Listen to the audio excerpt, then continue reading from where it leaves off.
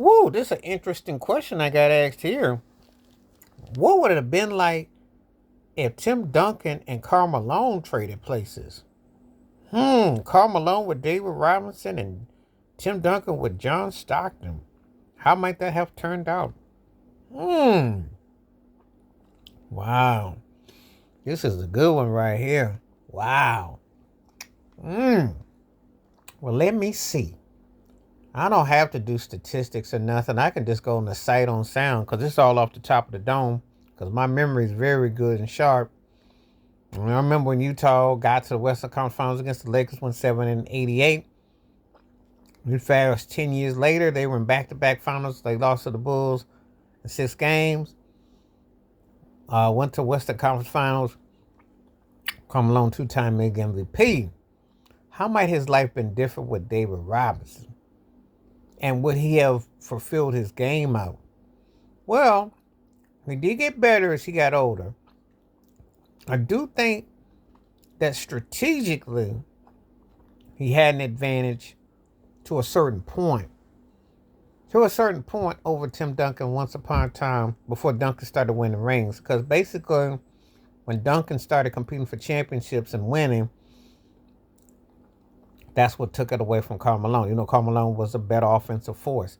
We're not going to even have that discussion because Karl Malone is an offensive force. Some people predicated it with John Stockton, but Karl Malone did develop an outside shot. He did develop a fadeaway, breakaway, gave it totality.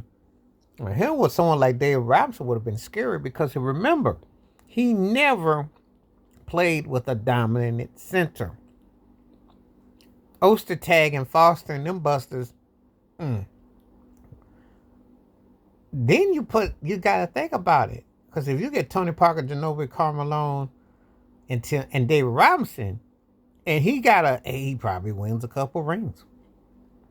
Because, I mean, do I make that trade, John Stockton for David Robinson, and how that works for Karl Malone with that system with Pop?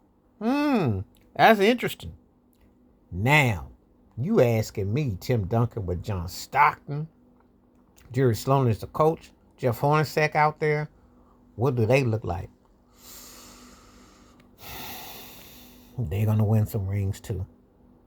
Remember, you go from Avery Johnson to Tony Parker, and remember that even when they beat the Nets, the story was they wanted to trade TP for Jason Kidd to get a better point guard.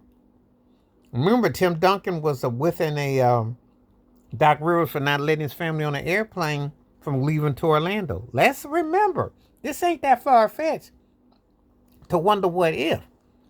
Now, a coach that's hands-on like Jerry Sloan and a textbook style like Tim Duncan, who's a fundamental player, would be a match made. Him and John Stockton would be scary. A scary 1-2 punch. And plus the fact Duncan's overall versatility was better than Karl Malone's.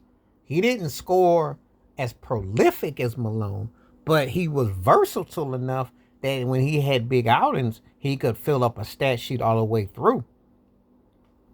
So basically, this would be a win-win for both guys, and both guys would have a level of dominance, and they would both thrive if you swap them to said teams. That's what I think. Because I think that Sloan, with a guy like Tim Duncan who was so versatile with Stockton, would have been crazy.